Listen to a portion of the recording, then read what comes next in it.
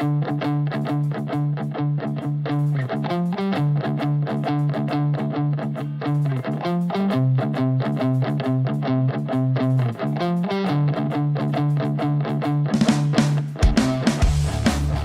it's a Friday.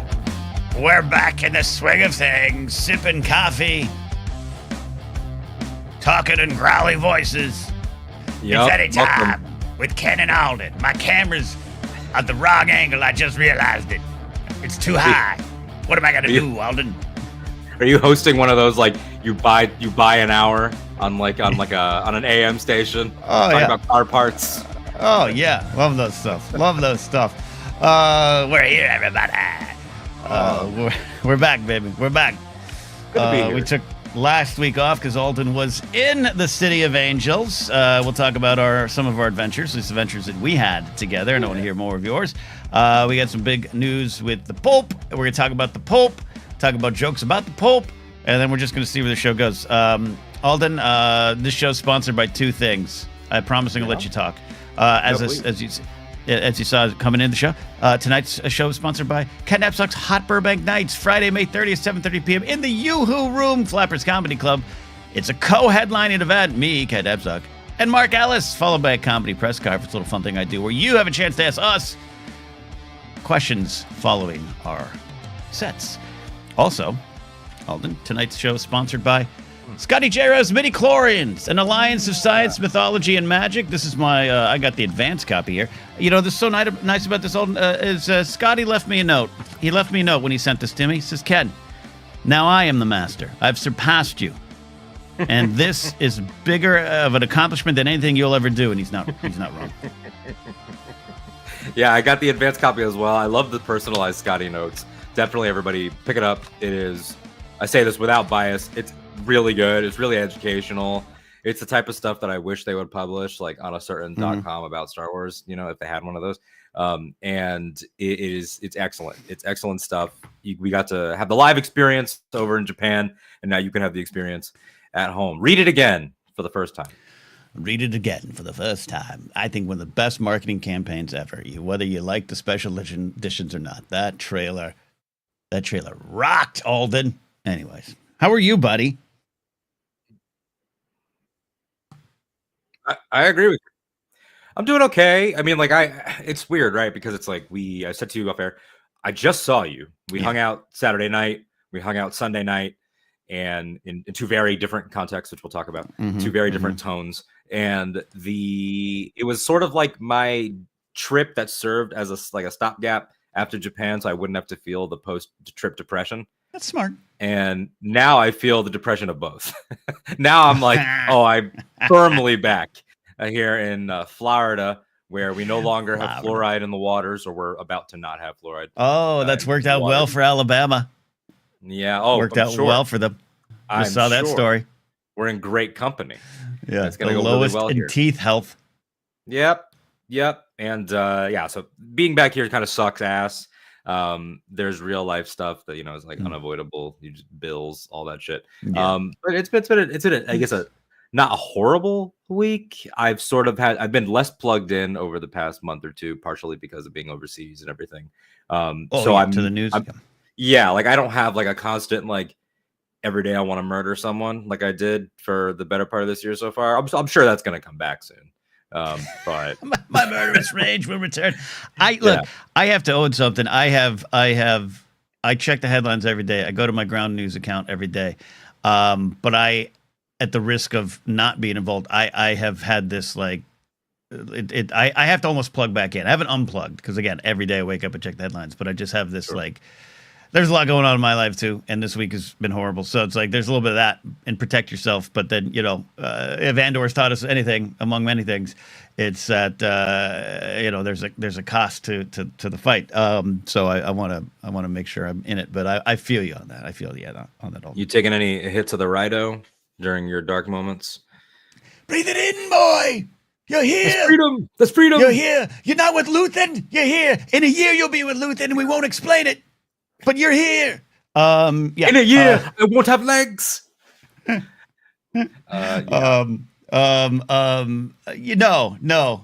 I was psychotropic garden drugs were left in my house, but I've never taken them, and I don't want to do that alone, Alden. Well, let me book a flight real quick, and Yeah. we will take care of that post haste. Mm-hmm. That would honestly be a hilarious. You know what? When we get to 5,000, I'm not going to set a 1,000 goal because that's for Lion King. When we get to a 5,000 goal of subscribers here, I will go to Burbank, and Ken and I will do a special stream, not sober, and see what happens. It's dangerous, man. I was a little toasted yesterday when I did the blathering, and poor producer Steve, who is relatively new to this orbit with me, had to deal with first 2 rounds of drunk movie fights, Ken, where if you're not used to if you're not used to that side of me, which is more of my off-air humor, I have to admit I clean up nicely and have for years. It's probably why I've lasted in these times. I don't say horrible things and words you shouldn't say, but like I'm a little gruffer off-air, Alden, and Steve got the full brunt of it yesterday because I mixed a rum punch drink a little strong. And how much punch versus rum would you say was in this drink? Even, which is a strong drink though. That's a strong right. drink. It's not supposed to be even. Yeah. It's not supposed to be even. I think I had 3 fingers of rum, of the God's rum. I love the Will McLean. I thought something was off last night. What are you, his mom, Will? We're here to party. I'm seeing Mom on Saturday and Sunday. I'm seeing Mom. Jared says he's a fan of Crash Out Ken. Yeah. No, that was not his ring name, Jared. His ring name was something very different, actually. Text Tony.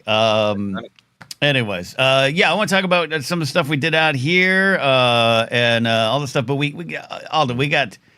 got big news that broke yesterday. The Conclave came together and said, "Let's do this. Let's get down to business. Let's vote Robert Prevost into becoming Leo the 14th. He's the Pope, man. We got a new Pope, Alden. We do, and despite our best efforts, we did not get Steve as Pope. Producer Steve, we tried. Had his hat in the ring. I called up everybody that I could call. I was on the phone. Mi piace, Steve. And you spoke to Jesus because I know you have the direct line that you've earned over the last 40-ish years of believing. That's how it works, right? The longer you work at it, the more you can reach him directly. I think so. That's what I've heard. Yeah, it seems right. It's years. You're on Jesus Platinum. About halfway through the final season of Righteous Gemstones. Don't spoil it all. There's some, hey, our brand of church is better. I like that. Yeah. There you go. No Steve. Steve, cut your hair. We'll never know unless he wants to share in the comments what his papal name would have been. But yes, we end up with the headlines are the first American Pope. And I prefer to say the first American-born Pope. He's got 1/3 of his life. Multicultural background, happened to be born in Illinois. And he has spent, 2/3 of his life away, has worked in Peru, he's definitely a man of the world. You look at his parents and their backgrounds, and there's several different cultures and ethnic traditions in there. So it is more complicated than that. But of course, American news, we're acting as if, we got Jim Bob from the fucking IHOP all the way to the papacy. So I don't know, like first reactions on this was sort of like, this is going to sound weird. I'm kind of sad that it ended so quickly. A long drawn out dramatic conclave. Now, logically, I kind of expected this because I figured when he was on life support, they would have considered their votes. We don't know the rules, right? Yeah, I thought this was going to go 16 rounds like the Speaker of the House. From thinking. Oh no, I know, but we don't know. They could be passing this because Prevost, Leo, good old Leo. By the way, Steve's Pope name would be Michelangelo the First. Leo the 14th here. He was a Pope Francis protege. He was the Masamita to his Palpatine, except for the touch of light side. We'll get into that maybe. So I want to know where they're just like, because you got to give a speech in the conclave, right? Don't the candidates have to show up? I don't know how that. No one knows how it works. Does anyone know? Haven't seen the motion picture Conclave, which made news this week. It made news this week because the amount of cardinals in the College of Cardinals that are Francis appointees is like an overwhelming majority at this point. And so most of the cardinals involved had never participated in a conclave. Now, they should just, I don't know, teach them or fucking read about it. Like, you think there would be internal resources for that? But there was news this week, confirmed also by the Pope's brother, that they were all screening and watching Conclave to sort of get the crash course on the process, because the book that Conclave is based on and the film itself are so insanely well researched that even the Vatican is like, how did they do that? Like, how did they get that all right? Like, that's like when a Lucasfilm employee goes, how does our information get leaked out? Yeah, exactly. It's a one guy telling you about the Palpatine. Who went to college with who? Oh, who went to FSU? Oh, the Italian Lucasfilm division is out there like, we will tell you who is returning, the cameos. Yeah. So hey, Yoda shows up in episode 8. He's a ghost. It could have been Ewan McGregor. He had no connection to Mark Hamill. Welcome to the rest of the show, y'all. Welcome to Italian. I'm not even drunk. I had 2 donuts this morning. That's as drunk as I got. I had a piece of toast and I'm having some Bustelo. So yeah, this is completely sober. So yeah, I'm fascinated. I have not seen Conclave. I have a lot. I know. I have a lot of extra free TV time now, so maybe I'll watch Conclave. I'm fascinated by how I love good, wonderful research things, documentaries and stuff, and books. One of my favorite journalist authors, Jeff Pearlman, who covers sports. I always recommend the book Football for $1 because it's about how Donald Trump destroyed the USFL, and it is a beat-by-beat template for what he did as a president and is doing now as a president. I love that stuff. But I am fascinated that there's a leak in the Vatican. If the conclave's getting stuff right to the point where the Vatican's like, whoa. Yeah, like small procedural things of like the collecting of the phones and the iPads, the smoke breaks, the way the cafeteria looks, and the cliques, and the role of the sisters. Like it's a great drama. The best way I could pitch it to you, that we've enjoyed talking about, like in the friend circle, is like, this is sort of like if we got to see the Jedi Council off, right, like in between major stories. Like, what is it like when they really just have an issue with each other? It's basically Mean Girls with a bunch of old men. And it sounds like the donut shop I was just at this morning. Yeah, okay. Yeah, for sure. So that's been an element of it too. And I think because of that and everything, like I was kind of like, oh man, like can we at least get it longer than Francis's? Because Francis got chosen on the 5th round of voting. Yeah, a 5th ballot pick, and he made it to the second day. So this is the 5th round on the second day as well. So this was also a second day thing. 4th round, it was even quicker than Francis, and it was kind of like, okay, like we're here, and now the drama of it is over, I guess is what I'm saying. I am not above admitting that I just love the pageantry. Oh, I'm with you too. Look, I'm not a Catholic, not a practicing Catholic. I'd say I have some issues with the Catholic Church, as a lot of people. But this is also very historic. Like, this is, no matter what you think of the president, any presidential election in our country is historic. It is living history. If we're around in 100 years, 1,000 years, and this is, people will look at this moment and go, oh, this is this Pope, right? And I'm fascinated by that. So I'm with you. That's why I've been reading a lot about Provost and excited about the conclave, because it is something happening in front of us that will be remembered forever, and it's pretty interesting. I could have taken 2 more days of that. I agree. I could have taken 2 more days. I just real quick. Svetnik says, "Mean Girls with old men. Do they have a burn book?" I don't want to spoil it, but there is an important stack of documents, so you are not far off. It covers everything, but I will say, I'll give you an anti-spoiler. There is no like the priests diddle kids, anything like that. They managed to tell a compelling Catholic Church story without sexual abuse, which I honestly respect, because that kind of becomes like the go-to shock move when you're doing anything that relates to them. Movie? Yeah. In the movie. Like there's always, it's the evil priest, like in the movie Doubt, or in the what do you call it? Which is incredible, by the way, if anyone has never seen Doubt with Philip Seymour Hoffman, the late great. Provost out of cheese. But I'm also loving everybody's Italian Lucasfilm names: Caterina Kennedy, Giorgio Lucas, Devade Felonio, Antonio Hill. I love that we're just doing the last accent you can make fun of without persecution. We're just Luigi. It's su me, Mario. It's not it's a me, Mario. It's su me. By the way, Japanese. speaking of It's a different Japanese. Luigi, happy belated birthday, Luigi in prison. He's 27 now. Happy birthday, buddy. God bless you. God bless Birthday you. to you. God bless you. God bless you. God bless But you. yeah, so I'm glad we're on the same page about that. Now, when we talk about the choice, you've done some research. I've done some research. Yeah. What was your initial? Were you live watching this guy when he came out? No, we were about to record Force Center's Andor review. That lighthearted, fluffy show Andor. We were about to record that, and so I saw that happen. Exciting. So I'll look later. I'm going to say this. I think it's a win. I think for the most part, you're continuing some of the stuff Francis was doing. This is he's picked. We talked about him blathering yesterday. He picked Leo 14th to connect to Leo the 13th, who was a pope famous for connection to the workers and the working class and the class warfare stuff. I think it's a win. I had one friend on who I respect dearly on Blue Sky go off on and Facebook go off on stop saying he's a liberal pope. That he's liberal for a pope and the Catholic. And there's a lot of things with the hiding of the abuse and everything. And it's like, yeah, you are right. This isn't, we didn't elect Bernie Sanders. This isn't Pope Bernie.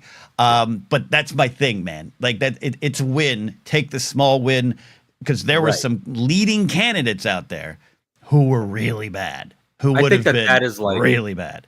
That is the papal no shade to your friend or to anybody, but like that is the papal conversation equivalent of what we deal with Bernie and everything. Like Bernie is a radical leftist only by the American standard.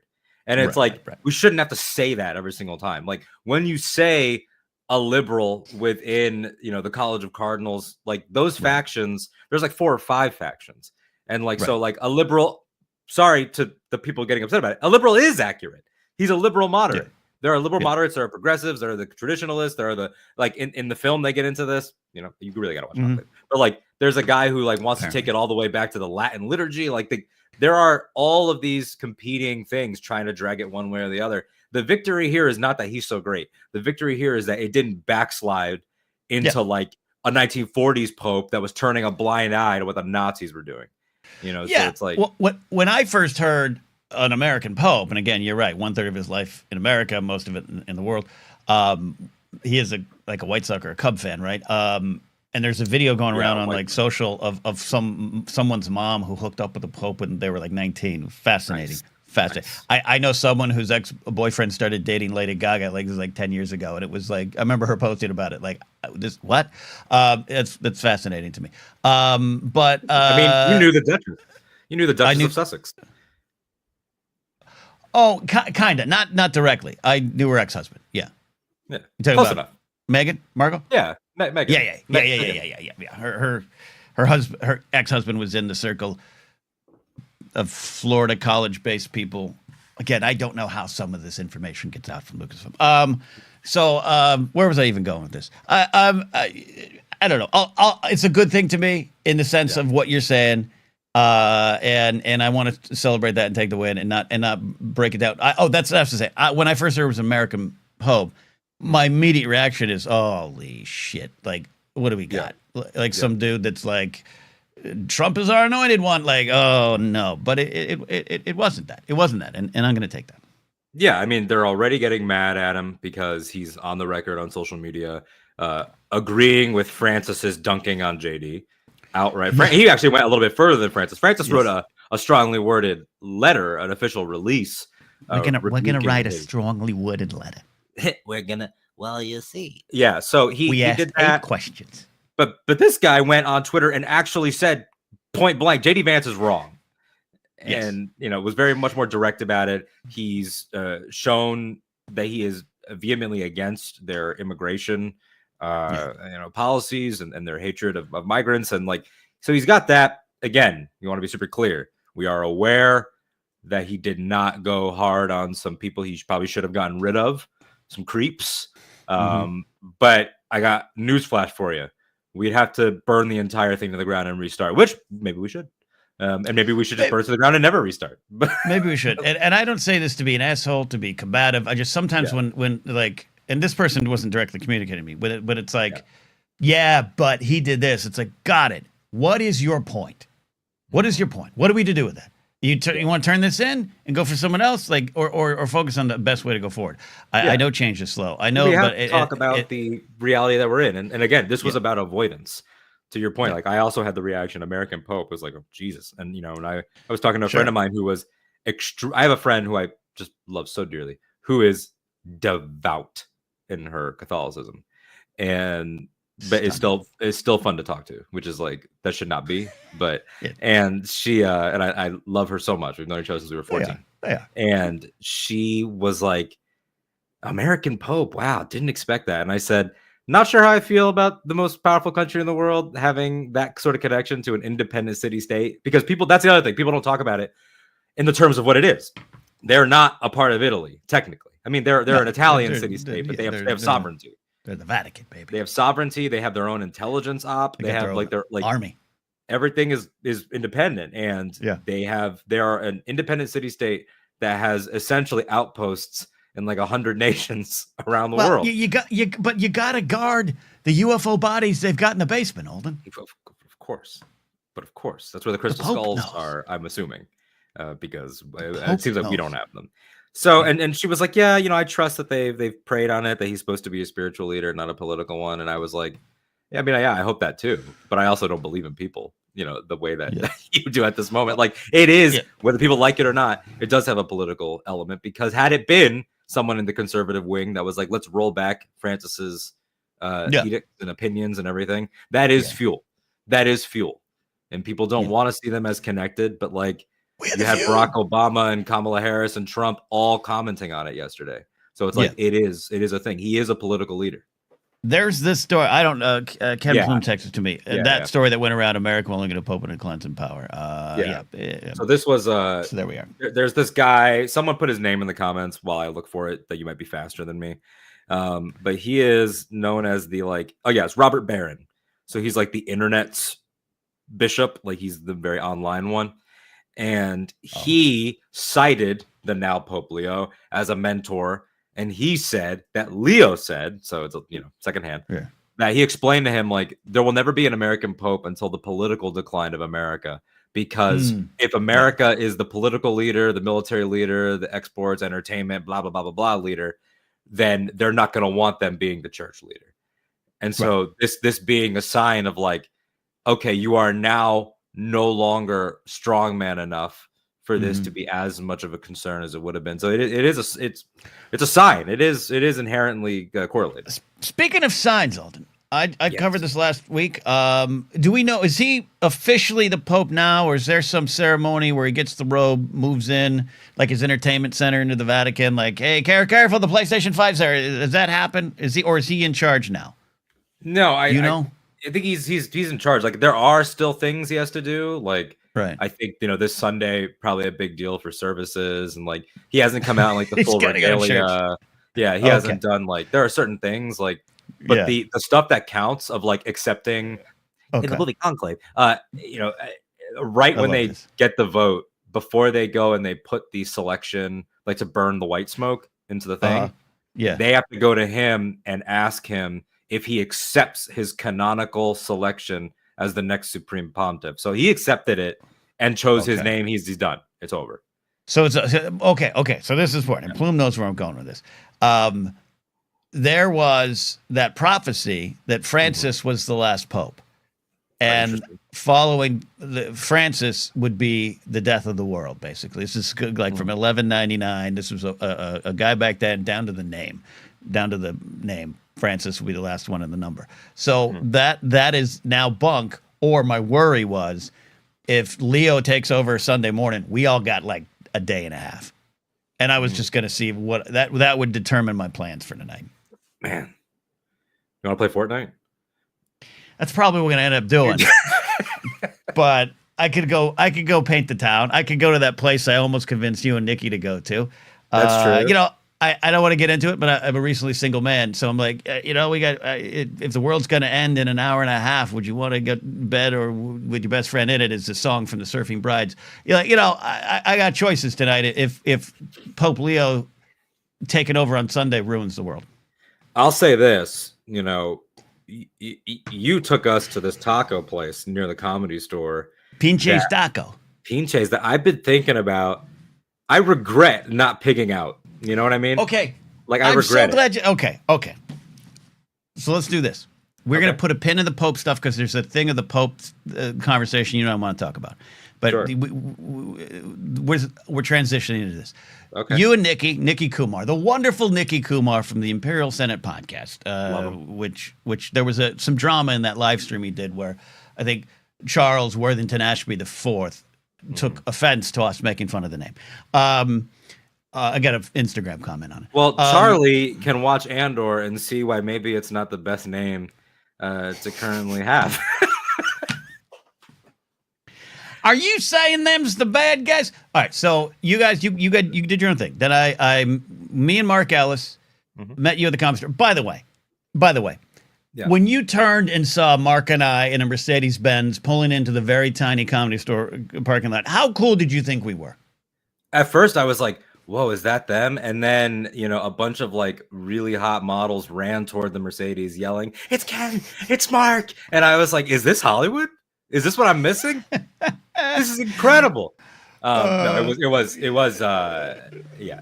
Perhaps that's not entirely accurate, but I will say it was amazing to be standing on the patio. We got there maybe like 15 minutes before you, and to turn and see you arriving and see you and Mark as like two city councilmen that everybody kind of knew you guys, and like there's an energy. There's a big energy there. At that point. There's a swing and energy there. Well, the thing is, when every time, because if you don't know who I've turned around and there's a car pulling in. Oh shit, it's Bill Burr. One night, oh shit, it's Chevy Chase. The other, Bill Maher. Like you don't know who's pulling. It's a tiny little parking lot, and the door guys at the comedy store, the door guys, which are all sorts of people.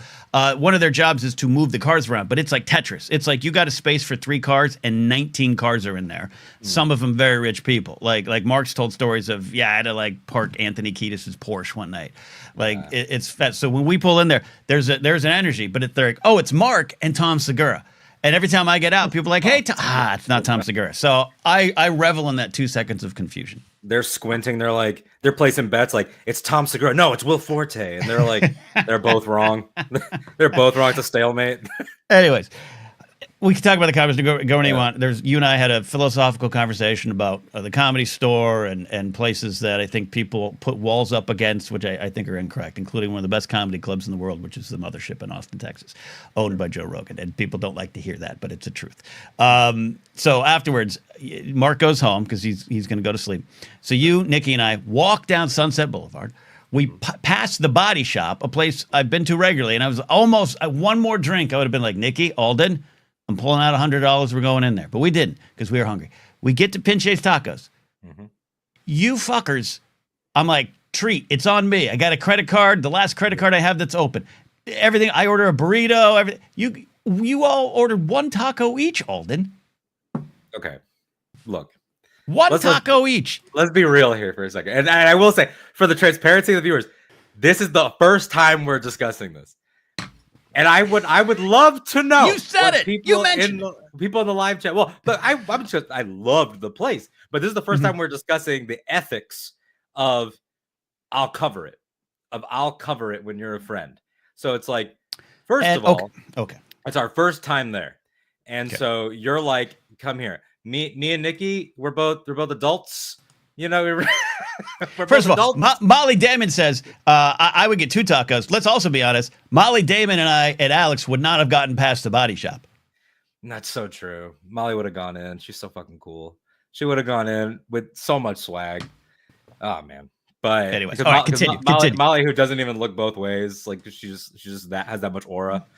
But it's like she floats. She floats over traffic. Glides. So we go in there and it's like maybe it's just my like inherent like because you said you're not Catholic. I am Catholic. I mean, at least I was baptized. And so it's you definitely come off as a practicing Catholic on Sunset Boulevard. So maybe it's like it's part of that. Maybe it's the Puerto Ricanness. Maybe it's like the single mom, like sort of my tough single mom. Okay. But like I never want to be. I mean, like, there are many phrases for it, but like, I never want to be mooching. I never want any of that. And it's not that I think for a second that you think that at all, because you and I are pretty friends. But it's Respect. I take a lot of stock of what people have already done. And so it's like, you've gotten me into this iconic club, you and Mark, for the price of free. You guys already bought me a beer, or Mark did, or one of you did. You guys have already hosted there's a lot that you have already done just in life and in that weekend. And then we're there and we're fully prepared to like just pay for ourselves. I think Nikki and I had the same instinct, while it's out, and you're like, I got it. And at that point, it's like, I'm an asshole if I'm like, let me do the fucking newbie special and try like 2-3 different things. So I was like, let me just get a taco. And I will say, it's a beefy taco. It's a sizable, it's not like you're getting cheated. Show me your teeth. Yeah. But I was like, I don't need to, order multiple things on my friend's fucking car. That's shitty. So then I'm like, but I will say, Nikki's apartment later that night, where like, I was like, man, I should have walked back in and ordered one. I should have got another one. And we ended up going to McDonald's because we were both hungry. Which I don't have a problem with McDonald's, but PJ's is open at like 3 a.m. You guys could have gone back. Should have just gone back. Look, I want to say, I acknowledge what you're saying. I do agree with what you're saying, and I think I would have probably done something similar. Or I would have been like, is it okay if I get 2? Yeah. It's like the scene in Dirty Rotten Scoundrels where Steve Martin's Freddie Benson does the, can I have $10 for food? Oh, great. Two beers. You want 3 beers. Like, that's a great scene. I don't want you to be that. So I'll say producer Steve is working with me on the blathering, not because he asked, but because his work was solid and he didn't ask. Right? Like, I don't like thirsty. Which is also how you and I started working together too. Same thing. You used to just call into a show. I liked your style. Come start doing more stuff. Where I've had some folks over the years who were doing the hey. Don't like that. So I like the principle. I wanted to show you and Nikki in a very bad weekend for me, that I loved your companionship, and I wanted to give you the gift of tacos, and at least I was to give you one. And you did, and you know what? I'm glad that we're having this conversation because it lets me know that we have a similar mentality about this. And so now that we know we have a similar mentality, you and I can be 2 taco friends, maybe even 3 taco friends. Right. We have that. Thank you, Ken. Plum says, get another taco. There's always a second taco. There's always a second taco. I'm going to go into the StreamYard super chats and make sure I pull this specific $2 for my next visit. Make sure you over there. By the time YouTube's done with that, it'll be about a quarter, 85 cents. It was fun. And then we walked, we ate, and then we strolled a little bit more, and then I was like, I gotta go, and I left you and Nikki standing on the street in Sunset Boulevard. Yeah. Oh man, look at this. Molly, super chat, $10. Taco money or body shop fun. First of all, Molly, body shop is spelled with 2 P's and it's spelled with 2 P's and an E. Let's class up this joint. That'll do well. I once had a 5 spot at that club. I walked up to Lux, the dancer, and said, "There's my friend over there. He's getting married tomorrow. Make him forget about his fiance." So I know what to do with that money, Molly. Yeah, I also love that. We're setting now here like almost like an auction system. Like we have $2 for tacos, we have $10 for strippers. Do I hear 20? Do I hear $20? $20 for a stripper that'll eat a taco. $25 for a stripper that'll call you. There's something here. And I also think that it's really nice that Molly sent in this money because it's like I can only imagine like the types of like conversations that like Molly and a stripper would have. Like strippers doing her thing, and Molly's like, "So what did you think about the difference between the rebel speech and the Andor speech?" That's like, one night I was in Vegas at a club. I think it was not Odyssey. It might have been Spearmint Rhino, and I had a suit on. And suits are a faux sense of class. You could be a scumbucket and poor, and I was probably both. But one of the girls comes up and said, "Hey, how you doing?" I was like, "I'm not taking a dance tonight. We brought a friend here. I'm just relaxing. I had a Red Bull." So she sits on my lap. She goes, "Can I have your Red Bull?" I said, "Absolutely." And we sat there for like a half hour making fun of everyone in the club. Love that. Like just because and I wasn't. She didn't love me. Didn't get her phone number. I didn't. It wasn't that. She didn't love me. Like we became pals. Like, oh yeah, you don't be that guy. That same night I was talking at the body shop. My 2 friends walk out crying. On right where you and Nikki and I were walking. I go, "What's going on?" And my friend goes, "That's the most beautiful woman I've ever seen, and I think I'm in love." I'm like, "You fucking rookie. You rookie." Yeah. I'll get you through it, Alden. I love this, by the way. So we got money is rolling in because you are a bunch of horny deviants, is what I've learned. 8984M, who I got to meet for the first time that weekend. Yes, we met him. Yes, awesome. We'll talk about that too a little bit later. Sorry. That's the great comment from Dave McKay. That kid is how I met your mother. Yeah, R.I.P. To Bob Saget. Somebody that I can honestly say was a pal. I love Bob Saget. Makeup Tacos El Chino in Vermont, best chicken tacos on the west side. I love that recommendation because I get chicken. That's my preferred taco situation. So I'll take you up on that, Brady. We'll hit it up next time. Charlie says stripper cash in pounds for Gorman, but if it's Gorman, that means it's got to be a French stripper. A French. What do they call money in France?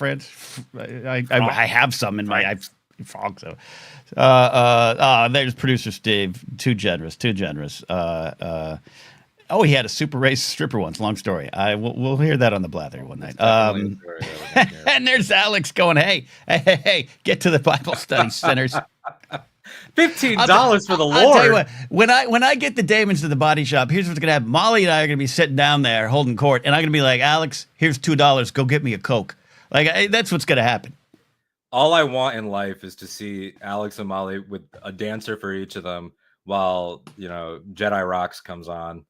I'm gonna go to the DJ and be like, hey, let me ask you a question. You got Spotify on that thing? Yeah, okay.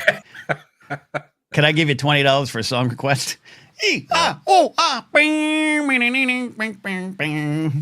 Charlie says he believes that the currency there is Lake Hash, by the way, and Charlie would be right.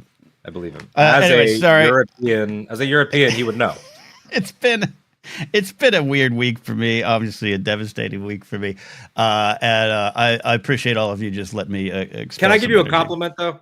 Yeah. Obviously, we're not going to get into the interpersonal stuff, but regardless of what the situation is, I knew I was going to see you that particular weekend in February. And right. Yes. Life was different in February. Yes. Life was different in March, and then so this weekend changed from, at least from I think our perspective as friends, like, hey, let's just hang and it's fun and whatever, to we really got to rescue the vibe these 2 days. Yeah. We really got to and to your credit, you are still just a great host. You still put on the I don't know if it's effort for you to be that way. I know for a lot of people it's very taxing. But it was no. I was looking forward to. I wish we had a little bit more time at the store. Mark had to kind of get back. He had an early tea time. Unfortunately, could not take you to the cocaine table in the back, and it's a little harder to get in the back now. There used to be a private bar back there. They got rid of that.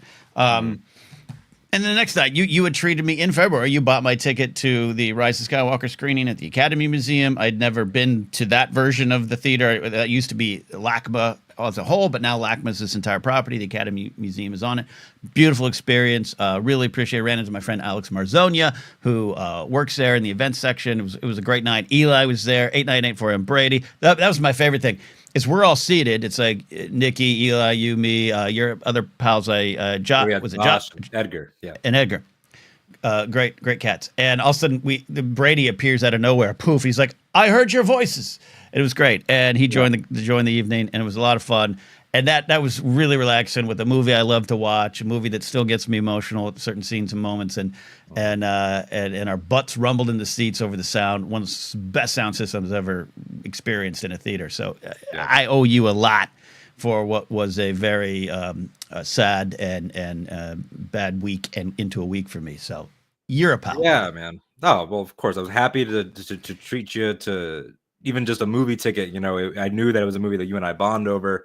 And it was, dare I say, maybe like the best third act for a dark time in life. Like that and Rogue One, maybe. I mean, knowing you, Rogue One probably up there too. Rogue One. I don't know if Rogue One would have been what I needed to see. That's this true. It's because it's very community, about us. warmth. It's people, it's connection, and I'm never going to sit here and say that Rise of Skywalker is a perfect film or was made perfectly, or I'm not, but it's my favorite to watch. of this era of those three sequel trilogy films properly. It just moves me in the way the others don't, even though those move me as well. And I have connections to 7 and 8, and of course Rogue One, and Solo's another one of my favorite films too. But shockingly, we like all the Star Wars movies, which I know to some people it's like you like everything. And it's like, well, buddy, let me tell you. Also, no, look, I don't. Man, I had a conversation one time with Jet Lucas. Have you heard of him? Have you heard of his father? We were sitting there at a party one day. We got introduced. Someone said, "Oh, Ken's a Star Wars podcaster." I was like, "Oh, please don't! Oh, please don't say that to him." And then we chatted. I talked about kind of what we did for Center, and he turns to me and he goes, "So what you're saying is you try to find what you like in every film?" And I go, "Yeah." And he goes, "I think that's really good." And that was the end of our Star Wars conversation. Mm-hmm. So I love doing that. And yes, a lot of people will write, a lot of friends of ours write me off. Yeah. You just like everything. No, I don't. I don't love it unilaterally, 100% score in my brain. I'm there for this. I'm invested in this. And I was invested in that film, and you gave me that gift. You and Nikki Kumar gave me that gift. It was great. Yeah, no, shout out to Nikki, who hosted me quite literally in his apartment for that weekend. And I wouldn't have done that. And it was... I wouldn't have done that. I'm so easy and quiet. You won't even know I'm there. Maybe. Look, here's all right. Like here again. Current. I'm recently single. I have an empty room in the house. If you needed to sleep on an inflatable bed in there for a weekend, great. But I wouldn't do it. If it was reversed and I was coming to town, I'd stay in a hotel. I like my space. I don't like to encroach. It doesn't make me feel good. So that's me projecting on you. But if you were out here, buddy, and you needed a spot, of course. But that's also that's the taco mentality, right? Like you saying, I want my space, I don't want to encroach and everything. Like it is that same. Well, let me correct you. Let me correct you a little bit there. It's not done out of politeness. Mark Ellis and I share this. It is not done out of politeness. Sure. It is done out of, no, we don't want to see you 24 hours a day. We're going to go to a hotel. When he visits his family, he gets a hotel. He doesn't stay and say, I'm visiting my parents this weekend. I'll be in a hotel. It is not out of niceness. It is out of good night. I'm going over here. Gotcha. That makes sense. It tracks for both of you. I just want to make sure that everybody does get their duly paid for shout outs. Ken Plume has made up for the fact that YouTube will take most of the previous $2 paying Ken back for all the single taco. Cameron Stewart, we're the Rido Kid, the thing that explodes when there aren't enough tacos in Alden's hand. That's really what it was. If someone had fed that man, breathe it in the green sauce. Tully Quinn says a donation from Sgt. Pepper's Lonely Hearts Club Band. I appreciate that. Yeah, you guys have been really funny today, y'all. Dan's here. Dan Food My Beard says 32 years old is the age where it's time to get a hotel room. It is. Well, Dan, I'm still 29, so I'm sleeping at camp. But Dan is right. There's also that point in time of, hey man, and because I know you're 29. There's a point where like, hey man, I'm flying at LAX. Want to come get me? Nope. Yeah. Taxis and Ubers, buddy. Taxis and Ubers. Oh, can I say something about that? Yep. Nikki Kumar. Nikki James Kumar. Just a gentleman, a scholar. I've never appreciated him more than when he picked me up at LAX, which I already knew was hell by reputation, and I'd been there in 2022. I know they made some changes and everything. There's the shuttles and all that, but like, I'm somewhat familiar. And I said, hey man, before I even bought the ticket, I was like, hey, I can do the Burbank and everything, but there's that price premium on them. Yeah, like so I was like, would you be down to scoop me up from LAX? I'll make sure that it's before, it's like during lunch, right. So. And he said, this is not an exact quote, but he said this sentiment. He goes, let this be a testament to our friendship that I'm going to say yes. He's like, because that is not, it's not a long list of people that I do that for. And man, when I got in his car and I realized how long it took us to move, let alone get out, I was like, this is really bad. Like I felt really bad. This is a bad place. There was a person occasionally I'd have to go pick up over the last 8 years, and they would always be like, and they could afford the trip to Burbank, by the way. They could afford it. And they were like, all right, landing LAX 7 p.m. if that's okay. No, it's not okay. I'm going to blow my brains out in my car. And I don't even have a gun. I'm going to find a way. But you do it because you gotta. That is a 4.5 to 5 hour trip right there, all told.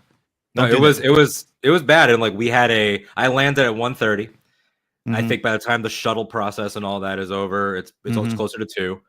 And then I get in his car, and we had a 4:45 screening of Thunderbolts because Thunderbolts came out that day. Oof. And we're going to see Thunderbolts at the Burbank AMC, the AMC 16 that everybody likes. Oh yeah, it's great. And we had to push it. We had to push to like a 5:30 because of just like how gnarly it was. We were like, nope, can't do it. Because then you had to get to Hollywood, and then you have to get to Hollywood to Burbank over Barham and all of them and everything. That's 45 maybe.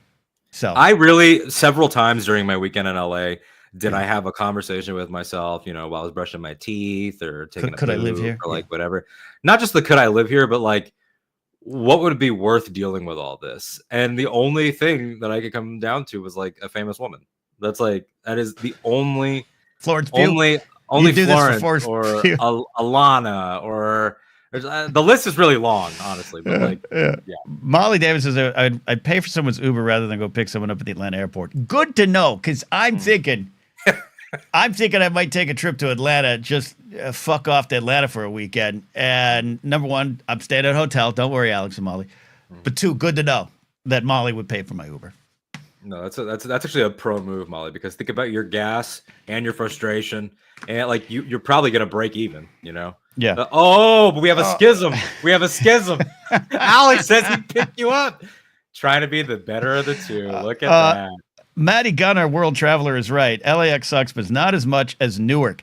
Air traffic controllers briefly lose radar access at Newark Airport in second outage in 2 weeks. That's a story today. You've been tracking this, Alden? I tracked the original, but I didn't know that there was happened again. Today. Happened again. Do not go to Newark. And he's a horrible human being, but comedian Jeff Ross does have one of the best jokes I've ever heard, where he says, the Newark airport is the Newark of airports. And it's one of the best jokes I've ever heard. That's really he is a horrendous human being, but every now and then. And that was like 15. Yeah, that was like 15 years ago. He had this joke. So now, not so much. Look at Brady. Ken's having a hard enough week as it is. We don't need to relitigate. I'm interested in this. I'm interested in this because of the Olympics coming to town and it's Star Wars Celebration and LA Con or WonderCon or whatever the week before at LA Live and the Crypto.com arena. They're doing a lot of improvements. Brady's got his nose to the grindstone and his feet on the ground tracking. He's our official anytime public transportation expert. And I'm interested in the people mover getting out of LAX because I've been to a lot of airports with Mark Ellis, and there's some good airports that have some good ins and outs. And a lot of them involve trains or movers and stuff like that. So I'm interested here. I'm interested to see what LAX does. They're going to need to do something. I mean, Celebration is a blip in comparison to what 2028 is going to look like with the Olympics. So it's just like... Yeah, it's going to be something. All right. Plume said, okay, you want to get nuts? Let's get nuts. We're going to Dragon Con. Sort of. Yeah, but the problem is I want to go to Dragon Con. But in order to get the free passes needed, I'd have to appear on panels. If I'm going to Dragon Con, I'm going to get blitzed and I'm going to make mistakes. And I just don't know if that's proper to do as an official panel member. Counterpoint, maybe a mistake needs to be made. But if you have to get up at 10 a.m. and go get on a panel, I enjoyed Mando season 3. Yeah, thank you. Mm-hmm. Yeah, that's about as much effort as you get out of sober panelists that get chosen for some of these things. But this is how I am with 2 donuts and water. Imagine if I'm on a panel in Atlanta and I've been up to 4 a.m. making mistakes. Yeah. And like some celebrities I know that used to go there. Imagine me on a panel. You all think the Brad Pitt movie fights moment is my legacy. Mm-hmm. I'd probably never be asked back. I love the Alex. It's what I do. Yeah, I witnessed Alex trying to get to the hotel room when then a certain someone started a 1 more hour chant when they had an 8 a.m. interview booking that they were going to have to get to. And he did it. And I'm sure it was great because that boy's been on fire. Shout out Alex for having a banner week in taking the gloves off. And smacking some people around. I am overdue. I am overdue though. I don't know, because Dragon Con's self-contained in like a hotel or two or something. I am Yeah. overdue for a Comic-Con 2015 Ken or a 2014 Ken, who at 3 a.m. was in the middle of the road screaming, "But I love her!" as we went into 7-Eleven to get Oof. loaded Doritos. And Oof. I was the one talking to a confirmed known gang member because I've dealt with them for 15 years, and he and I were bonded over loaded Doritos. I'm due for that, Ken. I think you And are. if Dragon Con's the spot, I'm ready on it. No, I it's been tempting me for a long time, and I think we're headed that way where it's going to be time for a full Voltron Dragon Con, all the friends. So, what was your? I've hijacked the conversation today. No, please. What was your view? Can we walk through your view of more of the LA trip? I'm fascinated. We had an interesting conversation about the Comedy Store. Sure. Everything there. Well, so yeah, I mean the landing at LAX, we touched on that. It's just immediate regret and horror. Mm-hmm. And that was the first thing. I took a picture in LAX, like I was a little influencer tourist, and I sent it to you, and you were like, yeah, just wait till you get stuck. And like, sure as shit, you were right. Like, so that that was the thing. We went to the movie, because we had plans to see that because we'd be seeing it anyway. Coming out, new Marvel film, Thunderbolts, very good. I'm sure I don't need to tell most of the people in the comments here that these are nerds that probably have already seen the film, and that's all out there. And hanging out in that area was great. We got some burgers, hung out, very casual.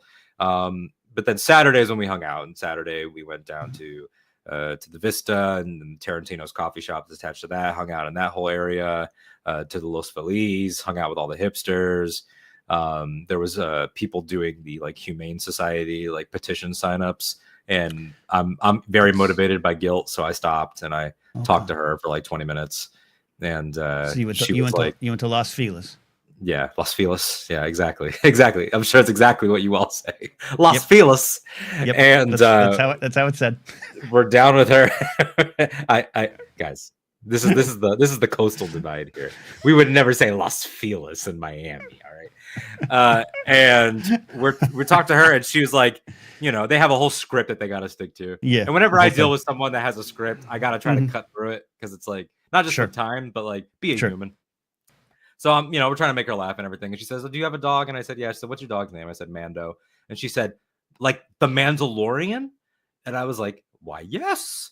Why, yes." Which, like, I'm still not used to like people in the world knowing that word.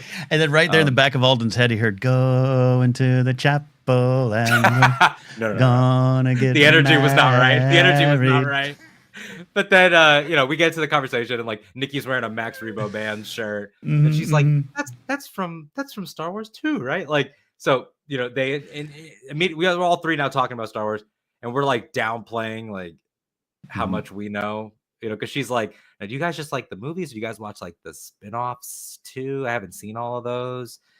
And at that point, I was just like, "Girl, I just gotta be upfront with you. We know everything about Star Wars. There's nothing that you could throw at us right now that we won't have 30 things to say about. So we can skip all this. Fast. Like, yeah, exactly. We can skip all this. It's fine." And Nikki asked her, this was funny. This was a very California moment. Nikki asked her if she was from here, and she said no. And he said, "Oh, where are you from?" And she goes, "Oh, NorCal." And it's like, yeah, it is. I guess that just qualifies a different land. Like it's like, you don't need to be an out-of-stater in California to not be from here. Oh, literally, I've been to San Francisco and NorCal maybe 7 times in my entire life. Yeah. So you don't cross that divide fun. over there. We did that, and then it was going to the store, and like, we talked about the store. You and Mark, we got to see Al Madrigal, Mark, of course, and then we came in at the tail end of someone else's. Jay Larson. Yes, and Jay Larson was very funny. You saw the beginning of Blair. What's her name? Blair. We saw the beginning of Blair. Sochi. Sochi. I forget her name. And she's great. Everybody was great, and I don't say it with bias. Like Mark's Mark for a reason. Like, he's very good. He's very well liked. He's very talented. He did great. And I'm someone like you that loves being at like places with a lot of lived-in history, and that place is designed for that. They celebrate that. They want you to know it visually with the 8x10s and the signatures and everything, and the names on the wall. Yeah, so it's really cool to be there, and just sort of absorb that. Nikki had never been there, despite living in LA for a few years, and it was really, really cool. And it felt like there was a real like sense of community History. and camaraderie. Yeah. There is, So, man. There is. love being there. I love that place. I love that place. It's my favorite bar in LA. A lot of history, and there's there's a lot of people who take the stage there who I don't like, who I don't agree with. Tony Hinchcliffe just returned there the other night. They did a big celebration for it. Like, I get it. And maybe in the past it's empowered some people. You think, but it's so much more than that. And a lot of the Ellis and I were talking to you about it. A lot of the reputation is earned from the mid 2000s in terms of the bad. It was a dark den of iniquity and problematic, and all this stuff still exists. It exists in any comedy club. But when you're there, and you were there on a Friday night, and it was a less poppin' night for whatever, it might have been some of the bigger names weren't around, who knows, but like it got a little crowded, but like the energy there is really good. Yeah. And energy being good doesn't mean everything's perfect and there's not dark corners, but I was glad you got to feel that, of why I champion that place. Despite some of the names that have emerged from there and continue to emerge from there. It's truly a church of comedy and a church of vibes. And I love being there. And I'm glad you got to experience it. Yeah, it was really, really lovely. And Mark, again, was very generous with walking us up and being like, I'm putting these guys in the back, and they love Mark and they trust him. And so, you got to sit. I know you guys didn't sit in the Mitzi seat, but you sat in that back, right? Yeah, we sat in the back booth. Yeah. And I don't know if they do like table service for everyone in that room, or it's a 2-item minimum and all that kind of good stuff. But where you were, I think Mark's other friend who you met, he sat in Mitzi Shore's seat. That's like the open seat for Mitzi, where she'd sit there and watch comics in that whole back row and booth there. It's kind of reserved for friends of comics and stuff like that. So even where you sat was full of history. Yeah, it felt really cool, and people were nice, and everything was great. So that was that, and then we had a taco adventure. The next day, what did we do during the day? I mean, we kind of slept in like bombs, but that's then good. Dessert, hung out. Yeah, and we that was our academy day, so we slept in a little bit. Well, you guys did the whole thing. You guys did all 3 films. Yeah, we saw Phantom Menace, and I regret not knowing that Jen Landa was there because I've never met Jen. We follow each other, and we've known each other online. We've never met, and so once I saw that she was there, I was like, "Fuck! I probably was right down there," because I saw a lot of the families with costumes and stuff. And Phantom Menace 35, excellent with Ahmed Best, telling new stories and being fun and throwing out some barbs and everything about what's going on right now with the arts and everything. He's a professor and all that. Empire's Empire, saying Empire is great is like, water's wet. So that was great. Then Rise, like we talked about, it was a really communal experience. Small crowd for sure, but it was all what I predicted was going to happened, where like the Phantom Menace crowd was very much my generation heavy with similar vibes to the 25th screenings.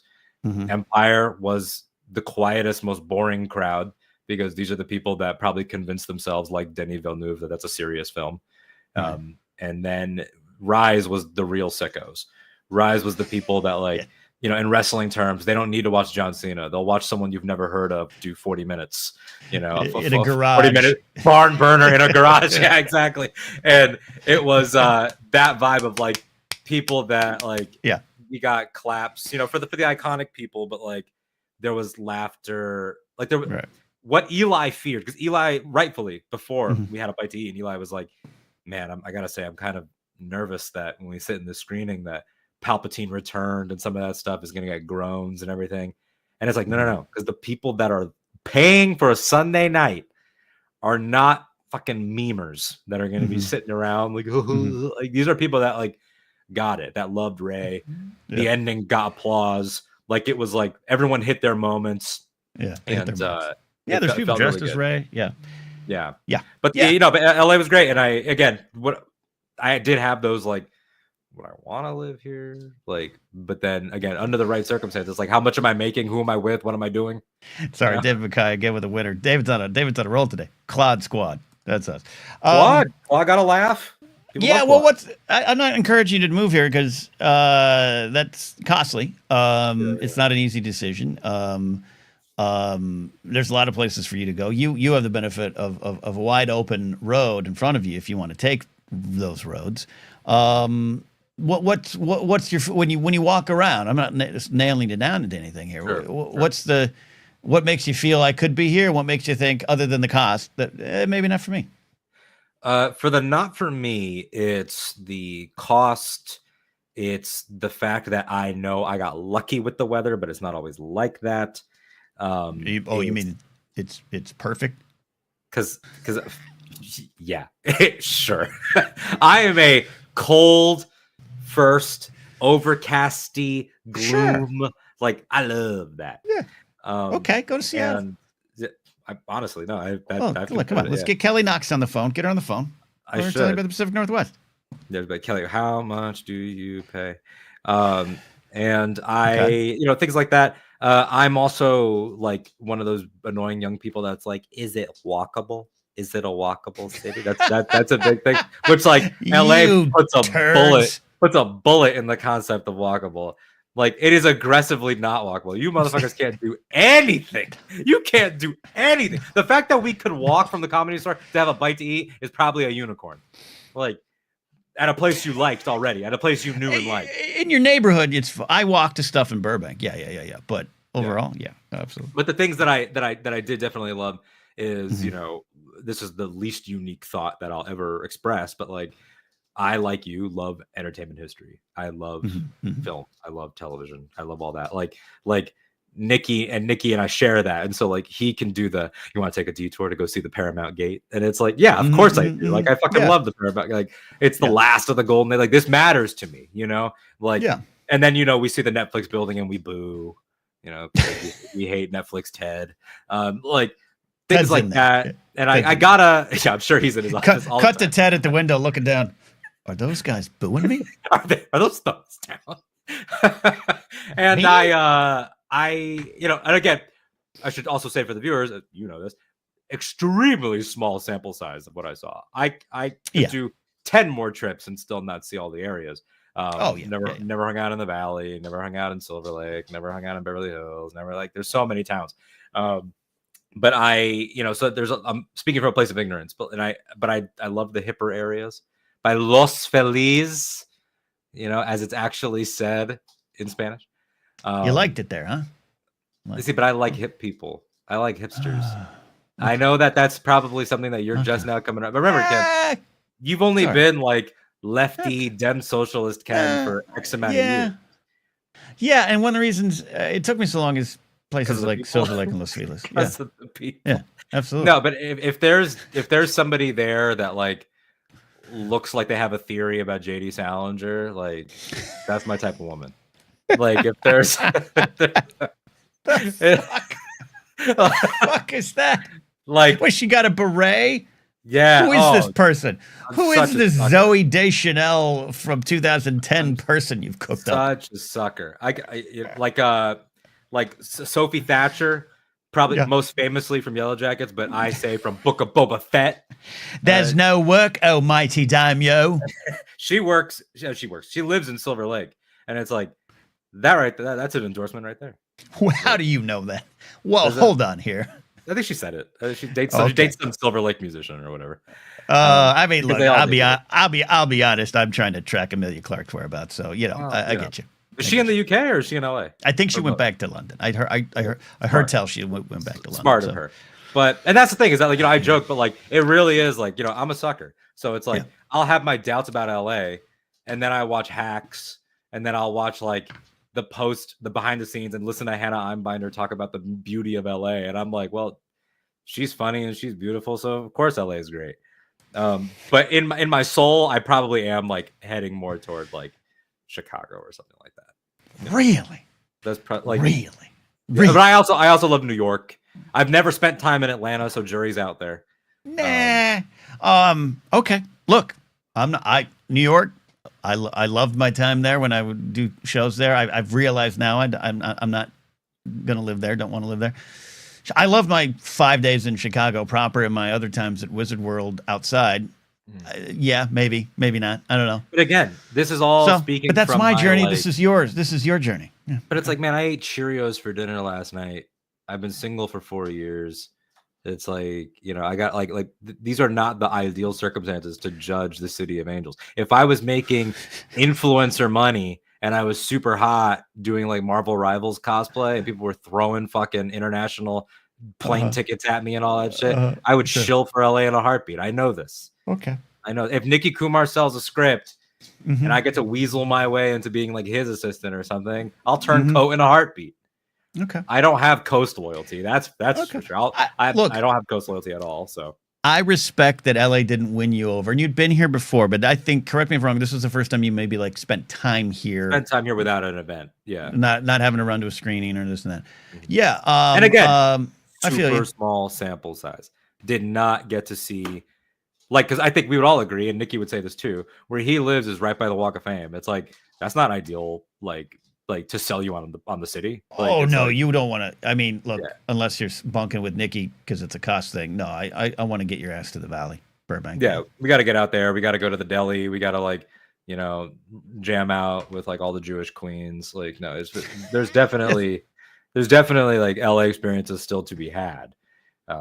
Yeah. Oh, yeah. No, look. I think this is wise and mature beyond your age, Alden, of not falling in love with every vacation spot, which I absolutely can fall victim to. My first real proper trip to New York in October 2015, I was like, yeah, my instincts to move here years ago were probably correct. And a couple friends of mine, including Scott Mance, were like, when did you go? October? Oh yeah, nah, don't live. You don't want to go there. You got the 1 week of perfect weather. Do not go. Do not. So it's smart to take a break, take a breath, I should say. Well, it's like as Tolkien said, and as Led Zeppelin gets credit for saying, not all that glitters is gold. Like you sort of just have All that glitters is gold. Yeah. Oh, as they get credit for saying. Yeah. Only shooting stars. Okay. No, it was good. I love Seattle. I love Edmonds, Washington, 30 minutes there. north. I still want to hit up Toronto if they'll have us at this point. I still Toronto, Vancouver, a lot of great London. There are big Paris. cities that I have never experienced properly. I haven't even spent much time in Boston. I've only ever been through Boston.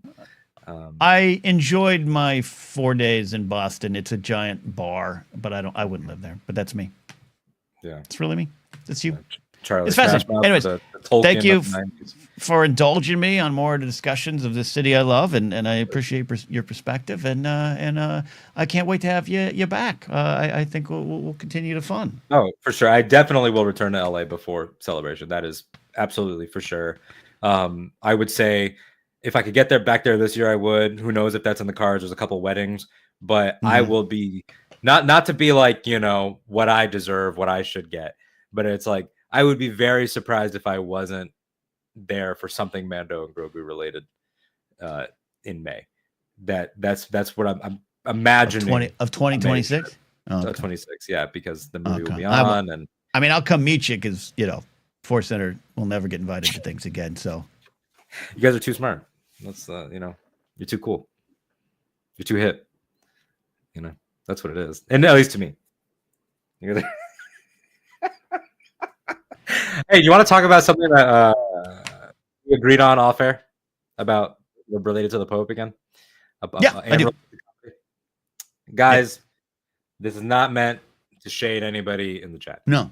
Also, if it applies, hey, if the shoe fits. I have never seen a let's all joke about this topic lose the juice as quickly as Chicago Pope. And I acknowledge that there's realities that are happening. Like someone accurately said, shout out to the NBC page that probably ran down the hallway yesterday. And now they have to throw out the entire opening of SNL, even though they were doing blocking rehearsal. Like, that there are shows like them being the chief ones that are going to have to lean into this. And like, I'm excited to see what they do. But on the internet, y'all, it really was not that funny. And maybe it's maybe it's the Chicago of it all that like they celebrate anything. Like, but you want to move there. Yeah, but I really did have good experiences there. But I also don't. Okay, this is actually broader. Maybe this is what it is. I don't have, and I said I don't have coast loyalty. I also don't have hometown loyalty. Like there are people that I know that have left South Florida that still like post on their socials like, Broward County 305. Like, I miss my city.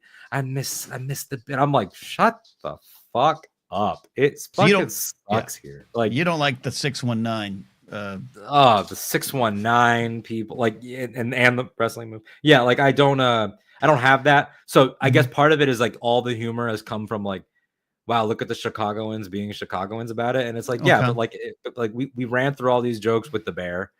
We run through all these jokes with everything. And like now it's like it's a Pope. Oh yeah, Chicago Pope, great. And then like it was just, wow, do you think the Pope's gonna call everybody cousin? You think the Pope likes Chicago beef? You think what is the Pope's Wawa order? What is the Pope's this, that, and it's like, okay. And it's like, it's not that it's not funny, because I was laughing in the first like 45 minutes to an hour, but I just think I've never seen one lose steam like that. Normally it's funny for a couple days. And then I was like, wow, we really mined it. We stripped it so quickly. So I agree with you. And I'm also agree with you. Anyone here in chat who's made some of these jokes and everything, this isn't about anyone here. It's not about what you're describing is what I have felt for about 15 years, and why my career did not go as far as it maybe should have, is I am so inherently against meme culture and running ground jokes into the ground and just repeatable bits that every Joe hack can jump on their social media and make. And some do break through and are funny. Some, usually the first ones out, are funny. But after a while, and it's not even just the comic in me; it's just the human in me. I have an adverse reaction to that. So I've never really taken part of it, and I've watched as other people have enjoyed successes that I might not have, because they just love that stuff. They're good at that stuff, and it's not that there's not. It takes a bit of a skill, maybe, but like, I'm with you. The moment I see the second one, I'm out. Yeah, and I want to stress again, like I want to stress again, Brady, you're not guilty of anything.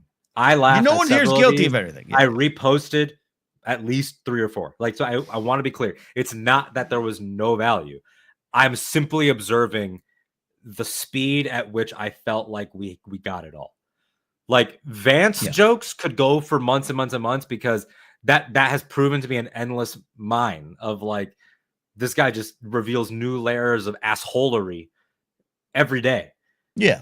And so like, there are things that are just the gift they keep on giving. But like a good example for our generation is like SpongeBob. Like, SpongeBob is our Seinfeld. And like, that sounds ridiculous, but it's not. No. Like, that is it is as quotable. My friend Casey, who was the story editor for 8 years, will very much appreciate that. Yeah, no, it is cultural currency. So it's like, there are things that go on and on and on. But I found myself scrolling through Blue Sky and being like, it's only been a couple hours. I'm like, I haven't seen an original one in quite a bit. And like, we're done. We hit it all. There's no more points. Yeah. It's the same energy behind like the explosion of reels and TikTok sketches, which are not easy to make. I want to highlight that. It's not easy to make, to shoot, to get the angles. A lot of work is put into them by influencers and this and that. I'm not here to say it's just you can shit them out and suddenly you're famous. They do put a lot of work into them. I get it. I've tried to be consistent. It's hard for me. But just so many times, POV, when your dog does this, I'm like, I fucking wrote a sketch of that 25 years ago and performed it on stage. We're done. We've already done this humor. Stop it. Yeah. Stop it. It's so lowbrow and hacky and simple, but you're getting it, and it's the same energy I have towards what you're describing of this ended an hour after the news broke. Yeah. It ended an hour after the news broke. Move on to something else. Mm-hmm. Yeah, so that was just my observation. I brought it to Ken off air because Ken is a comedian, and I was like, am I wrong about this? Am I just am I being bitter, Alden, or did this joke? Alden, let's be honest. You and I are being a little curmudgeonly. We are. That's part of the ticket when you buy a ticket to our show. It's part of the price of our ticket. It's a little, I'm being Debbie Downer on it, but I can't escape the reality of it. It's like Plume makes a reference. I despise puns. Yeah. I despise puns because every time someone does a pun, my response is, okay, I see what you did. Yeah. Got it. But I did order Detroit-style pizza the other night on Tuesday when I needed a depression meal from a restaurant near me called What Up, Doe? And I kind of like that. Yeah. Well, we are not all infallible, And I think that What Up Doe should. I wish that the creators of What Up Doe knew that they had broken through your shield. And it's funny because earlier in the show, you said that you are a little bit rougher around the edges in person. And so it's like, I can't imagine someone throwing a pun at you in conversation because then they're hitting a tougher Ken. Because I think around me in person, especially with a drink, I am a little more aggressive, a little more swear wordy, quite frankly, a little more sexual. And there was an incident yesterday on the Blathering where Jared the Tide Pilot called in and said, "Hey, can I ask you a music question?" And I said, "Yes." The answer is Sporty Spice with the lights on. 8984 is still in our Discord trying to figure out what that means. And that is more representative of me off air when I'm feeling it versus what a lot of you have got, especially in Force Center. Force Center, it's me going, yes. So you're more of a professor on that. All three of you are. I think, I don't know if there's a difference. You tell me, honestly, as my friend and surrogate uncle, brother, father, whatever you are. I just rotate you around depending on what I need at the moment. Do you perceive me as being any different? No, sorry, Brady. She didn't do anything other than look hot. Okay, like what did she do? Did nothing. Didn't do enough to Ken, evidently. Okay, like this is the thing, man. God damn it. Dave McKay says nothing yet. That's the point. All right. Are you different? No, you're pretty consistent. I also know when to, as much as you do love stepping in it, and you will wake up and choose violence some days. You also know when, I think maybe even, correct me if I'm wrong, have not learned sounds like pat on the head, but have adapted to know maybe there's times to pull back and take this off air or not worry about it as much as you used to, because that's age, maturity, and experience. I see that, but I think you're consistent. I'm consistent too. I just have, and it's not I wish I was more on air what I am off air, because I think, again, too, people would even find me more funnier. Where sometimes I try I lean towards the poignant versus other things. And that's why drunk movie fights became this thing that people know me for, because a drink got in me and suddenly it was like, oh, this is the real thoughts, which is the danger, right? That's the danger. No, for sure. Yeah. So you're consistent. Thank you. And I try to be, and I've advertised it as such. I've told people there's really no difference between online me and offline me. But to your point about have I learned to pump the brakes strategically and selectively and everything?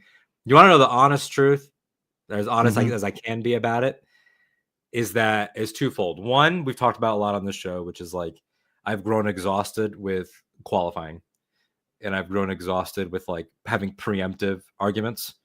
Or preemptive defenses for arguments that haven't been made yet. I'm tired of being before I make my point, I want it to be clear. I'm not saying, but that has exhausted me. Necessary, sometimes necessary. But it has exhausted. Yeah, yes. And I think both are true.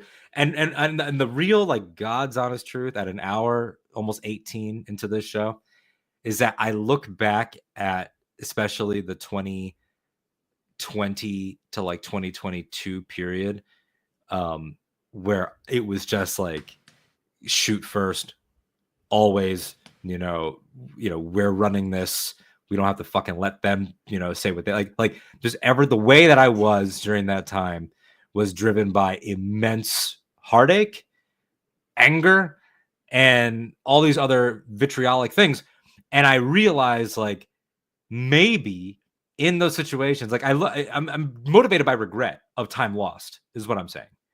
And and so I think about 29. I remember times of I have to smoke this fucking person, and it's maybe that could have been time watching a movie with somebody that I cared about. That could have been time. That could have been a few more pets for the dog. That could have been that is. Again, I use the word maturity, but I hate that it's a pat on your head. It's not that. You know what I mean. It's just a sign of simple aging. But it ruffle. We all have those moments. You just have a better choice. You choose it. And I believe it's important to clarify tone in our world that's text first, social media first. Look, there's been some problems in the last 6 months, especially the last 2 months. Force Center Discord has exploded a few times with some good, like-minded people with some differing opinions and perspectives. It's exploded because of tone. There's some people I want to pull aside in the Force Center Discord, sit them down, and go, "You see what Joseph, Jennifer, and I do? Yeah. Make yours like ours. Make your tone like ours, because you're really causing some problems, maybe even that you don't intend, because you don't know how to talk publicly. I'm a professional talker." Yeah. So I know, so the caveats and everything I think are necessary. Unfortunate because of the culture we're in. It's the old joke. I like apples. What do you hate oranges? Like, we all live in that world. We do. So I don't take away your exhaustive nature. Yeah. There is a little bit of the declarative, we were taught in school. You're taught when you're writing, especially in a higher English class, you're taught to don't say I think, just state it. It's the weaker tone to say, well, I think, but I think we need to go back to that. And I adding an IMO, like there are things like that. And I there's somebody I worked with for a while, like on the podcast feed, and we had a good friendship. But their thing toward the end of it was like, well, it sounds like you're telling people what to think, and I'm like, sounds like, or I am, because if you could actually read it, I'm not, and it's like and maybe I don't stand by that as much anymore. But you built up a resume of walking into the room like the Kool-Aid man and going, "Here's my take." Yeah, and it's like, it's a weird sort of balance of like, I don't feel like I don't want to ever cede on something that I like stand by, but like today was a great example. There's a dumb, stupid moron on Blue Sky today that many people have subtweeted and gone after and rebuked, who said, quote, that the Disney audience is a bunch of dumb hogs. This is an author, by the way, with a sizable following, who probably wants to sell books, and I don't know how she thinks she's going to sell books with this shitty ass attitude. That they're dumb hogs in relation to Andor, of course, and that Ahsoka was like getting a lobotomy, and that it's amazing that this show could get made and everything. And I felt the wrath come up, and my blood started to boil, and I was like, I'm gonna put this person in a digital grave. But then I just hit that block. And I went back to sleep. Not because I don't want to, but because it's like, I'm the asshole. But no, it's not even that you're the asshole. It is now you're huffing rhydonium and destroying your very being. But because let's be honest, this week I screenshotted you several Star Wars takes on Threads that had me in the same way, had me slobbering with rage. Guys, we got to get off Threads. Fuck Threads. Well, I'm on it. Not you. I'm just saying everybody. I don't go to it. It just seems dumb. It just seems I go to Instagram to see where Amelia Clark is, and there's a little thing that says, hey, you might like this on Threads. And you read it and you go, the fuck is that? And you click on it. And then that's why I have it all in a subsection on my phone under Rage Machine, right? Like I literally have all my apps put in Rage Machine. Where is it? I'm an old man now. I can't see. There it is. Rage Machine. Like it says Rage Machine because that's what it's all. And it's not this is how they get us. It's just the reality of it. And we never had to face this stuff. I think what you're talking about is what we're also getting at here is eventually, whoever that author is, let them burn, and you don't need to do it. Because you gotta go pet your dog. You gotta go have some ice cream and dream about Lux at the body shop. God, I do. I really do. And it's a balance. So I guess what I'm saying is that like I appreciate that you perceive some growth and all that. Oh yeah. Refining. But I also am like, right. Maybe it's also I'm too self-aware. I've always been an extremely self-aware child. Like I remember I had a counselor when I was a little boy. And my mom had to like do like a feedback sheet with her and me and everything. And like, it was like, I remember my mom writing, I was like 7, that I had already perceived myself as being on my own. And that I was already turning molehills into mountains, even at that age of like the way things are. I remember asking my mom's coworkers, like if God created the universe and like, where is he? Like, where does he sit? Like if like, where, like what's outside of it? How old were you when you asked that? Like 6 or 7. And so like I've always been really like hyper like with the big thoughts, man. And so what like the fuck? This was at a work. Mom, what the hell's God doing? Like what are you? Well, I mean, to tie it into the Pope thing, I probably said this on air before, but like the reason I was never confirmed in the Catholic faith is because I declined. Like, and in a rare moment of like my mom, not that my mom was strict, she wasn't, but like for some, I don't know what possessed her to like give me this decision-making power at this age. I still don't. And I don't think she does either. And I'm pretty sure she regrets it. But she asked me when I was 6 or 7 if I wanted to do the first communion, because obviously I was baptized, then you have to do your communion, then you have to do your CCD and your confirmation and all the sacraments. And when it came for the communion, she asked me if I wanted to do it. And I said no as a kid. And I knew what it was. I understood what I was saying no to. And my rationale as a child was that I knew that you have to confess. And I said, I don't want to tell people what I've like done bad. I don't want to tell people what I've lied about. Like I was already playing the game. And I think to tie it into this like online stuff, yes, great song, shitty guy, great song. But I have felt like if I pump the brakes, then are people going to, and this is why I can never fully say I don't care what people think, because everyone kind of does. But like, is it gonna be perceived that like I no longer will be that guy that will, ride for good faith or for the arts or for dialectical analysis or for representation or for a dialectical journal is sort of what you do on Force Center. That's actually how I've described the show. So like, yes. So like a dialectical journal would be like grabbing a book like this, right? And then creating as you go, not just like annotations, but then going to your journal, writing like a page number and a line. So like take a line of dialogue. So if you take a line of dialogue, like, from anything in Star Wars, like a Yoda piece, right? Yeah. Then next to it, you write the thematic analysis, and like we would turn that in for assignments in AP. Yeah. Okay. Yeah. You know what I say to that?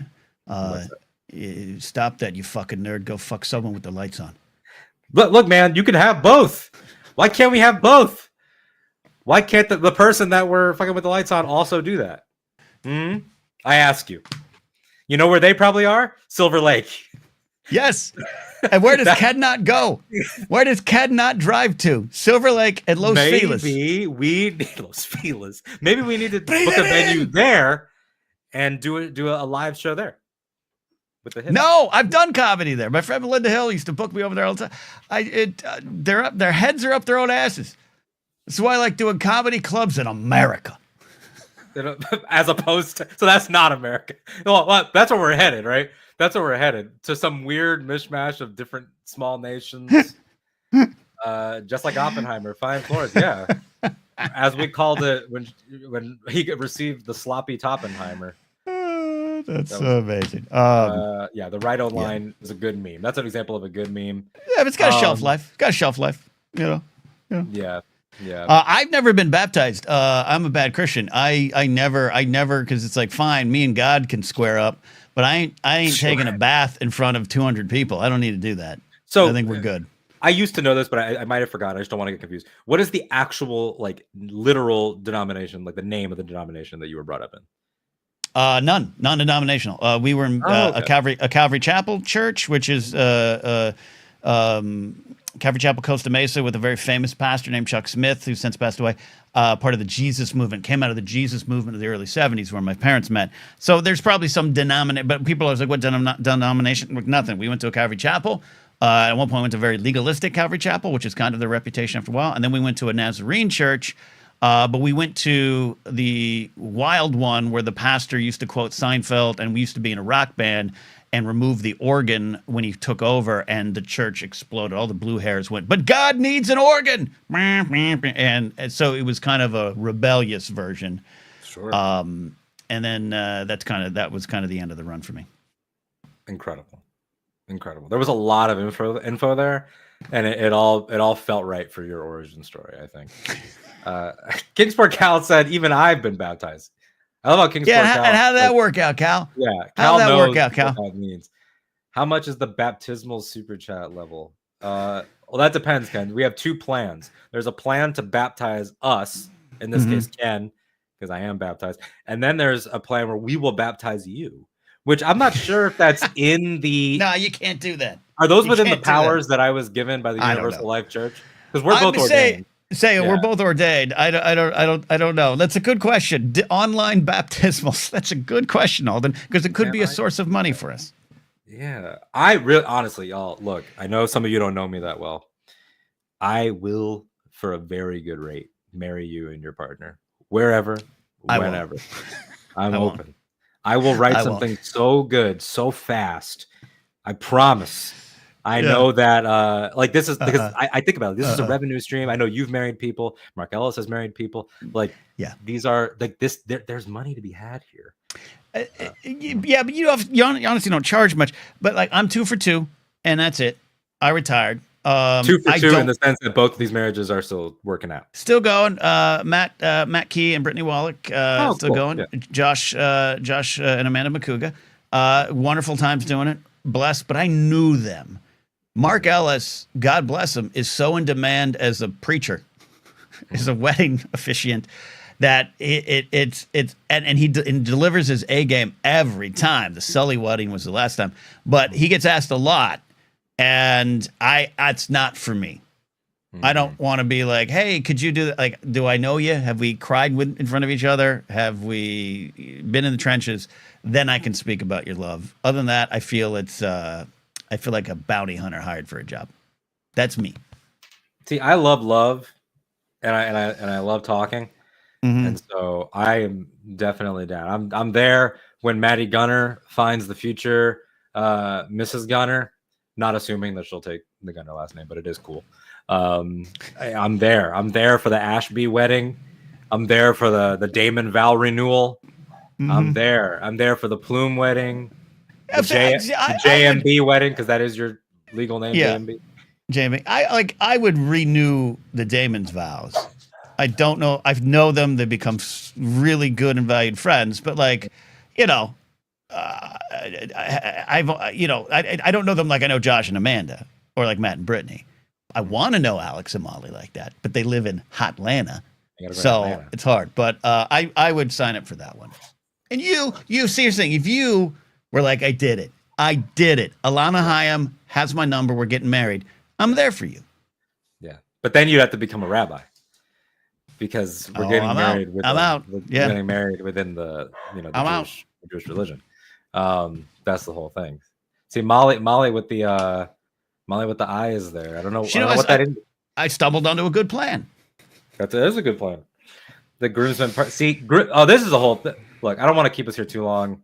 I know. Yeah, I gotta go. Yeah, you're gonna have to bounce in a second, but like, I was talking about this the other day with a friend who shall remain nameless because I don't want to blow up his spot about what he might be planning. But he was talking about, and I agreed with him, the immense pressure that even I, as a single man, think about all the time of like, who's going to make up my groomsmen party? Because I do want one. And I mean, there's a chance. I guess if I fell madly in love with somebody that was like no wedding parties, then I guess it's not something I'll fight about. But like, I've always imagined having one. And it's like, that's that, 5 to 6 slots, 7, you're pushing it. And it's like, I don't have a brother. So it really is sort of like my call. I don't have cousins that would fit the bill.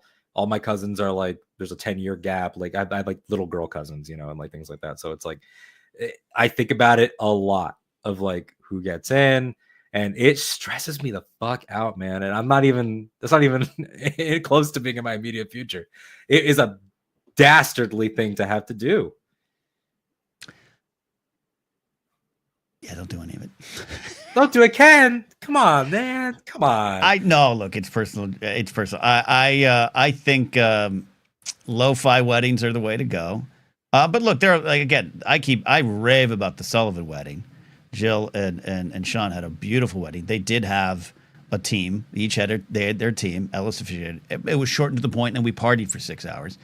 I'm there for that. If whatever you're going to do, make it relatively cheap for the people. It's don't put the burden. Don't do no goddamn travel wedding, guys. We're all going to Spain. No. Come on over. Like, don't do that. No. There's always gonna be some travel. I just like get to the point. The party. That's all I ask. No, for sure. And like, let's be clear.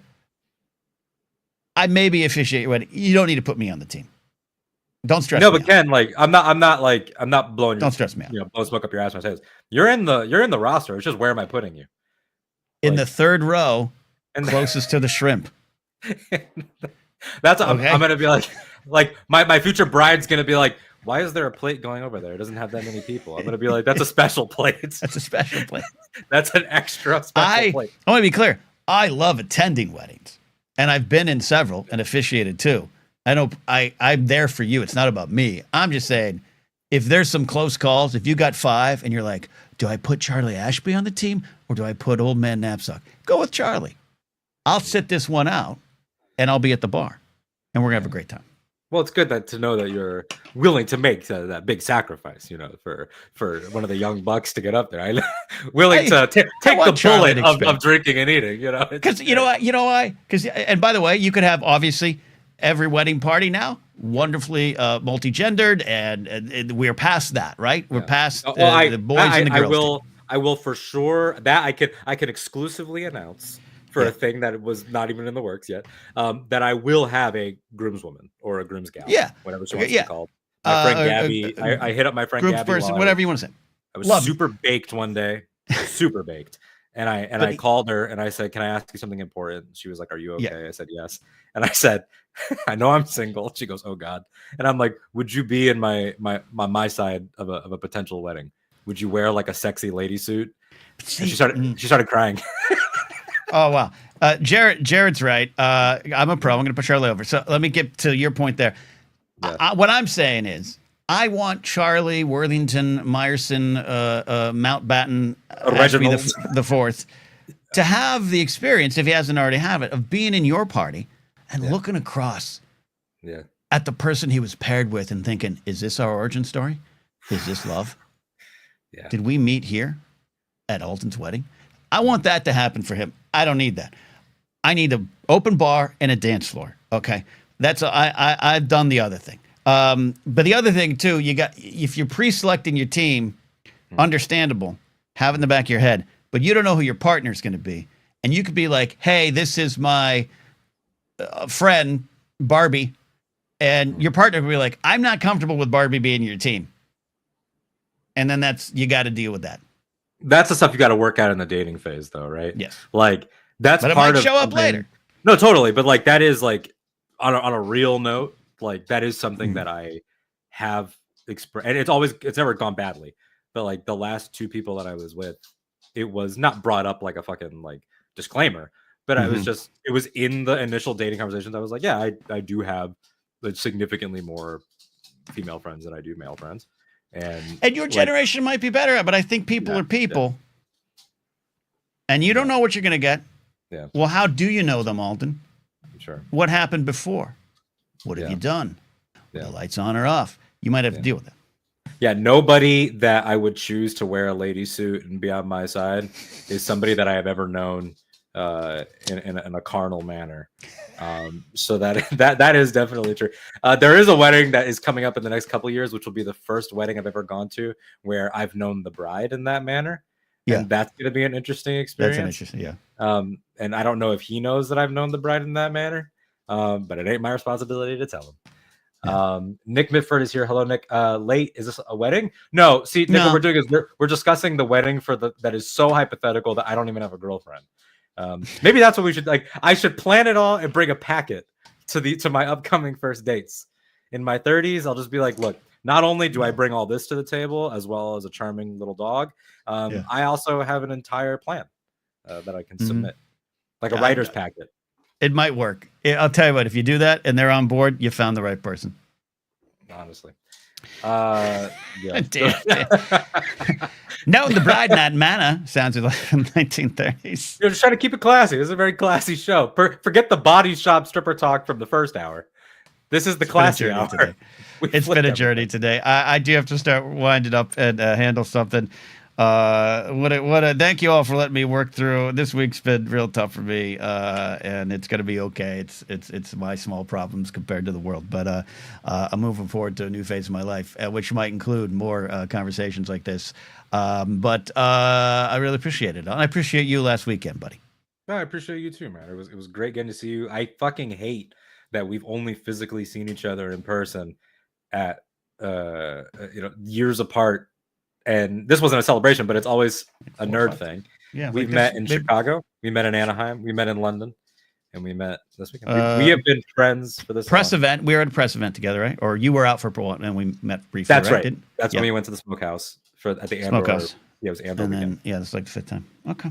We've only been around each other Okay. 5 times, and we've been friends. Yeah, it's a lot. Yep. Yeah. All right. Molly said, "Don't get heartburn, bud." Hey, that'd be the least of my problems this week. So there you go. Yeah, producer Steve's right. Keep an eye on Blue Sky Discord. Pop up Alden and producer Steve stream this weekend in the works. Good beat. Yep. Gonna be a lot of fun. All right. Thanks everybody. We'll see you next time here on Anytime with Ken and Alden. Bye.